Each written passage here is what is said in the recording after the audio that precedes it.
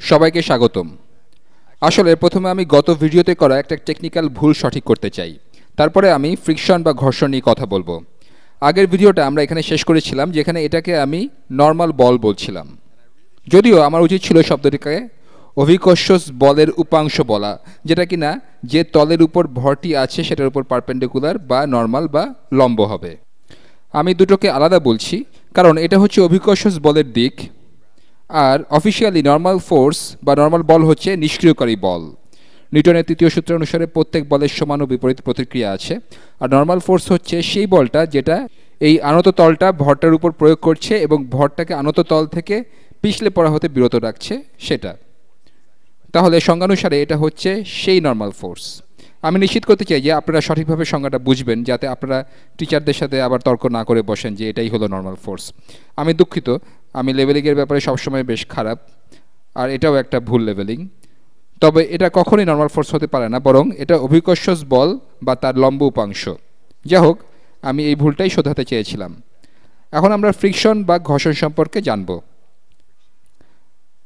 আশা করি আপনারা এটা বুঝতে পারবেন। নর্মাল ফোর্সের মান এই ফোর্সের মানের সমান এবং এর উল্টো দিকে কাজ করে। এই সমান ও বিপরীত ফোর্স বা বলটা এই ভরটাকে আনত তল থেকে পড়ে যেতে দেয় না। তো এখন এগুলো পরিষ্কার করে ফেলি, আর আনত তল থেকে সাময়িকভাবে বেরিয়ে আসি এবং ঘর্ষণের ব্যাপারে কিছু শেখার চেষ্টা করি। এখন পর্যন্ত আমরা যা কিছু করলাম তাতে একটা ভর ও একটা ঢালু তল জড়িত ছিল, যেখানে কোনো ঘর্ষণ ছিল না। কিন্তু এখন আমরা একটা ময়লা শীটের উপর আমাদের ভরটা রাখবো। আমার এই লাইনটা বেশ সুন্দর হলো। এটাকে ঘর্ষণ আছে এরকম একটা তল বলেই মনে হচ্ছে। আমি এটার উপর ভরটা রাখবো, বরফের উপর বরফ, তার বদলে ধরে নিচ্ছি এটা হলো একটা ময়লা ইট, এটা মাটির উপর আছে। ধরি এই ইটের ভর 10 কেজি, 10 কিলোগ্রাম। এখন আমি ইটটাকে টানবো বা ঠেলবো। টানা বা ঠেলা যেই কাজটাই করি না কেন, ধরি আমি ইটটাকে এদিকে টানছি, কি বলা যায়, 1000 নিউটন বলে টানছি। তো এই বলটা হলো 1000 নিউটন। আমাদের যদি কোনো ঘর্ষণ না থাকে, যদি এটা বরফের উপর বরফ হতো, তবে এটা খুব সহজে সমাধান করা যেত।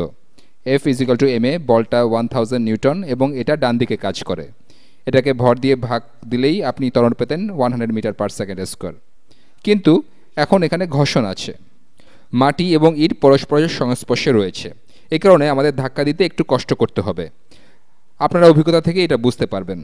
যখন বরফ, বিশেষ করে বরফের উপর যদি তেল থাকে, তবে তার উপর দিয়ে কিছু ঠেলে সরানো অনেক সহজ, কিন্তু মাটি বা কার্পেটের উপর রাখা কিছু ধাক্কা দিয়ে সরানো অনেক কঠিন। ঘর্ষণের বিষয়টা আমরা এখান থেকে চিন্তা করতে পারি। আমি আপনাদের কোএফিসিয়েন্ট অফ ফ্রিকশন বা ঘর্ষণ গুণাঙ্ক সম্পর্কে ধারণা দিতে চাই, এবং এটাকে মনে হয় মিউ দিয়ে প্রকাশ করা হয়।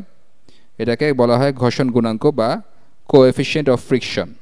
কোএফিসিয়েন্ট অফ ফ্রিকশন, এখানে দুইটা এফ আছে। প্রত্যেক তলের, বা বলতে পারেন যখন একটা তল আরেকটাকে স্পর্শ করে থাকে, তখন তাদের একটা ঘর্ষণ গুণাঙ্ক থাকে। তাহলে বরফের উপর বরফ বা তেলের উপর বরফ বা বরফের উপর তেল থাকলে তাদের ঘর্ষণ গুণাঙ্ক অনেক কম হবে।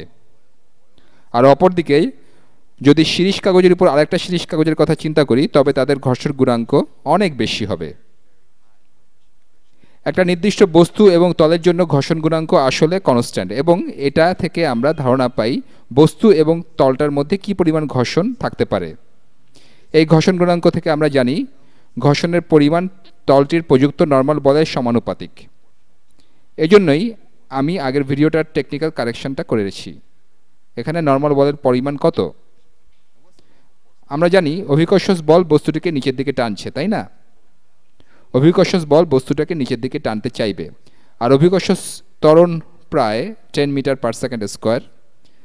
তাহলে 10 মিটার পার সেকেন্ড স্কোয়ার গুণ 10 কেজি। অভিকর্ষজ ত্বরণ যদিও আসলে 9.8, আমি এখানে 10 ধরে নিচ্ছি। তাহলে 10 গুণ 10 সমান 100 নিউটন। তাহলে অভিকর্ষজ বল হচ্ছে 100 নিউটন। আর নর্মাল বল হচ্ছে ভূমি বস্তুটার উপর উপরের দিকে যে বল প্রয়োগ করছে, যা বস্তুটাকে মাটিতে পড়ে যাওয়া থেকে বিরত রাখছে, সেটা। নর্মাল বল সবসময় অভিকর্ষজ বলের সমান ও বিপরীত হবে। তাহলে নর্মাল বল হবে অভিকর্ষজ বলের ঠিক সমান ও বিপরীতমুখী। তাহলে বলটা হচ্ছে উপরের দিকে 100 নিউটন। তাহলে ঘর্ষণ বল কোনটা?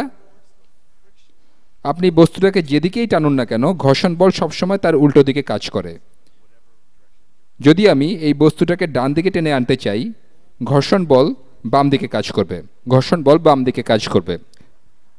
আবার যদি আমি বস্তুটাকে বাম দিকে টানতে চাই, তাহলে ঘর্ষণ বল ডান দিকে কাজ করবে। এটাকে শেয়ার ফোর্সও বলা হয়। এটা সবসময় প্রযুক্ত বলের বিপরীতে কাজ করে। বাতাসও কিন্তু একই কাজ করে। বাতাসে বাধা হলো ঘর্ষণ বল। আপনি ভাবতে পারেন ঘর্ষণ কোনো কোনো ক্ষেত্রে হয়তো আপনার পক্ষে কাজ করবে, কিন্তু আসলে তা হয় না। আপনি যেদিকেই বল প্রয়োগ করুন, এটা সবসময় আপনার বলের বিপরীত দিকে কাজ করবে। তো আমরা এটা কিভাবে হিসাব করি? আমরা ধরে নেই কেউ আমাকে বলে দিল এই মাটি এবং এই ইটের মধ্যে যখন ঘর্ষণ হয় তখন তাদের ঘর্ষণ গুণাঙ্ক হলো 0.2। সুতরাং এই উদাহরণে ঘর্ষণ গুণাঙ্ক সমান 0.2। পদার্থবিজ্ঞানে আমাদের অনেকগুলো উদাহরণ রয়েছে যেখানে ঘর্ষণ গুণাঙ্কের মান দশমিক কিছু একটা থাকে আর কি। আমরা এই মান দিয়ে কী করব? এটাই আমাদের বলে দেয় যে ঘর্ষণ বল বা ফোর্স অফ ফ্রিকশন সমান হবে 0.2 গুণ এই নর্মাল বল, অথবা 0.2 গুণ অভিকর্ষজ বল। আপনারা এটা দুইভাবেই করতে পারেন। আমি এটাকে অভিকর্ষজ বল বলছি, এটাকে নর্মাল বলও বলতে পারেন, কারণ দুটার মান আসলে একই। তাহলে ঘর্ষণ বল বা ফোর্স অফ ফ্রিকশন সমান হবে অভিকর্ষজ বল বা নর্মাল বল গুণ ঘর্ষণ গুণাঙ্ক গুণ ঘর্ষণ গুণাঙ্ক। আর এটাই তো হওয়ার কথা, কারণ যদি আমার একই তল এবং এর চেয়ে অনেক বেশি ভারী একটা ব্লক থাকে, তাহলে আমার অনেক বেশি ঘর্ষণ থাকবে। আপনি আপনার কার্পেটের উপর হালকা কিছু সহজেই ধাক্কা দিয়ে নিয়ে যেতে পারেন, কিন্তু তা যদি আপনার বিছানা বা কোনো ভারী আসবাবপত্র হয়, তবে তার ঠেলে নিয়ে যাওয়া মোটেও সহজ হবে না, কারণ সেটা অনেক ভারী। আমরা সৌভাগ্যবান যে এটা ঘর্ষণ গুণাঙ্কের সমানুপাতিক। এটা কিন্তু কোয়াড্রেটিকও হতে পারত, আর তাহলে অঙ্ক করাটা অনেক কঠিন হতো। তো ঘর্ষণ বল বস্তুর ওজনের সমানুপাতিক। আমরা বলতে পারি এটা ওজনের সমানুপাতিক, অথবা ভূমি বস্তুর উপর যে ঊর্ধ্বমুখী বল প্রয়োগ করছে এটাকে ধরে রাখার জন্য তার সমানুপাতিক। যে কোনো একভাবে আমরা এই সমাধান করতে পারি। তাহলে ঘর্ষণ বল কত হচ্ছে? এই সমস্যায় ঘর্ষণ বল সমান সমান নর্মাল বল, যেটা 100 নিউটন, গুণ কোএফিসিয়েন্ট অফ ফ্রিকশন বা ঘর্ষণ গুণাঙ্ক, এটা হচ্ছে 0.2। এই গুণাঙ্ক সবসময় দেওয়া থাকে, মাঝে মাঝে আমরা এটা উল্টোভাবে সমাধান করে থাকি। সুতরাং ঘর্ষণ বল সমান সমান 0.2 গুণ 100 নিউটন সমান 20 নিউটন। বল একটা ভেক্টর রাশি, তাই প্রশ্ন আসে এটা কোন দিকে কাজ করবে? এই ঘর্ষণ বল আমার প্রয়োগকৃত বলের ঠিক বিপরীত দিকে কাজ করবে। এক্ষেত্রে ঘর্ষণ বল বাম দিকে কাজ করবে। তাহলে বস্তুর উপর প্রযুক্ত নেট বল কত? আমি ডান দিকে ধাক্কা দিচ্ছি 1000 নিউটন বলে, এবং ঘর্ষণ বল ঠিক তার বিপরীতে 20 নিউটন বল প্রয়োগ করছে। সুতরাং এদিকে নেট বল হবে 1000 নিউটন, এটা এদিকে কাজ করবে কারণ 1020 এর চেয়ে বড়। তাহলে নেট বল হবে 1000 বিয়োগ 20 সমান 980 নিউটন, আর এর দিক হবে ডান দিকে। এখন আমি যদি বের করতে চাই যে এটা ডান দিকে কত দ্রুত ত্বরণ লাভ করছে, এক্ষেত্রে আমরা জানি ফোর্স সমান সমান এম এ, তাহলে নেট বল সমান ভর গুণ ত্বরণ। তাহলে 980 সমান 10 গুণ ত্বরণ, তাহলে ত্বরণ সমান 98 মিটার পার সেকেন্ড স্কোয়ার, এবং এটা কাজ করবে ডান দিকে। এখানে ঘর্ষণ বল অনেক কম, তাহলে এটাকে নড়াতে কত বল প্রয়োগ করতে হবে? আমার মনে হয় 100 নিউটন বল দিয়েই তা করা যেত। এখানে যদি ঘর্ষণ না থাকতো তাহলে ত্বরণ আরেকটু বেশি হতো, এটা হতো 100 মিটার পার সেকেন্ড স্কোয়ার। আশা করি ঘর্ষণ সম্পর্কে আপনাদের কিছুটা স্পষ্ট ধারণা দিতে পেরেছি, এবং আমার গত ভিডিওতে লেবেলিং নিয়ে যে ভুল করেছিলাম তা ঠিকভাবে বোঝাতে পেরেছি।